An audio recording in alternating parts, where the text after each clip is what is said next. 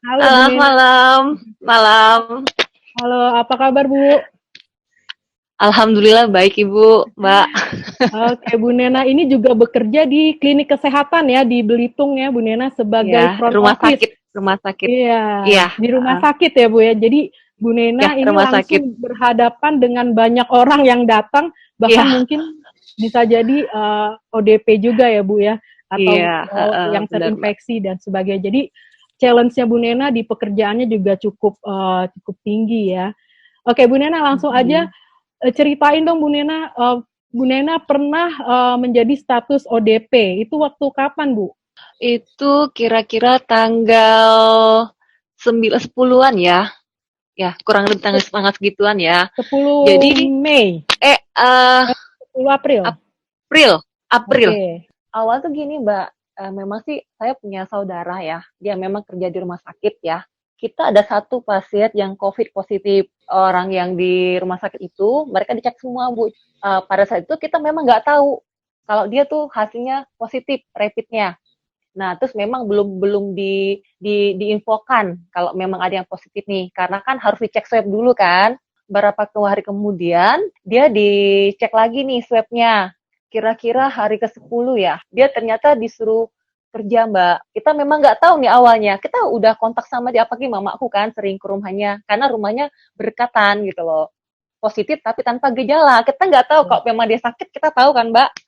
3 hari dia kerja, terus ditelepon lagi kan, dibilang kalau dia harus dirawat karena dia positif. Kita kaget kan, kok bisa seperti itu gitu loh. Apa namanya, antara deg-degan, aduh gimana nih gitu kan. Sedangkan kita udah kontak sama dia. Baru hari Senin ya, dari pihak Dinkes ada ke rumah kita. Jadi untuk ngasih tahu kalau kita disuruh cek rapid semua.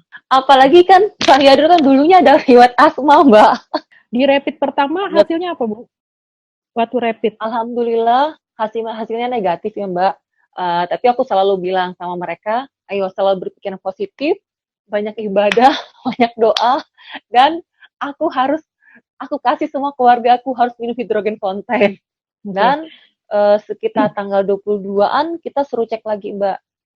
Jadi antara tanggal 13 sampai tanggal 22 itu kan kita masih was-was ya Mbak ya, masih takut. Ini jadi benar harus benar dijaga nih kondisi tubuh kita nih seperti apa nih, biar nanti hasilnya negatif gitu kan. Nah, jadi salah satunya ya saya lebih lebih sering konsumsi air hidrogen sama inhalasi Mbak. Jadi selama 2 minggu itu intensitas menggunakan hidrogen fountain tentu lebih tinggi ya. Ya, Mungkin lebih sampai tinggi. sekarang ya, karena Ya, gimana tuh? iya, kan kalau kalau saya biasanya kerja kan paling-paling dapatnya cuma malam ya Mbak ya, malam sama subuh lah, bisanya kan habis habis sholat subuh kan. Nah, jadi pada saat isolasi tuh jadi lebih sering inhalasi gitu loh Mbak. Jadi kalau lagi baca inhalasi, lagi nonton TV inhalasi gitu loh. Karena Oke. yang aku takutkan ya ada mamaku yang usianya udah 60-an, ada ponakanku yang masih usianya 6 tahun kan rentan ya Mbak itu kan masa-masa gitu kan umur-umur segitu gitu.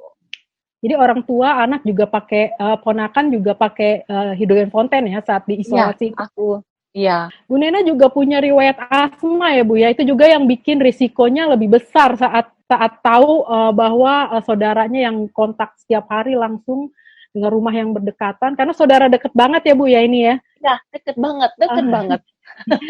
Nah Bu, riwayat asma ini Ibu kan sudah lama ya pakai hidrogen fountain ya. Gimana, Iya, gimana Bu sekarang perkembangannya? iya, alhamdulillah sih Mbak ya. Saya tuh kenal hidrogen fontaine tuh udah dari tahun 2016 gitu kan. Awalnya itu saya memang punya riwayat asma karena gini Mbak, kalau memang kondisi saya udah drop, udah kecapean, itu kena satu debu dikit aja. Itu udah mulai Mbak berasa. Nanti hidungnya udah mulai gatel, mata udah merah, nanti bersin, habis itu langsung udah sesak Mbak. Nah, kalau saya minum obat tuh saya nggak boleh sembarangan minum obat gitu. Jadi kalau salah minum obat juga kayak gitu Mbak, bisa-bisa alergi, bisa-bisa timbul asma. Nah, jadi Hmm. alhamdulillah semenjak saya konsumsi hidrogen fonten, alhamdulillah banget sampai saat ini saya nggak pernah namanya asma.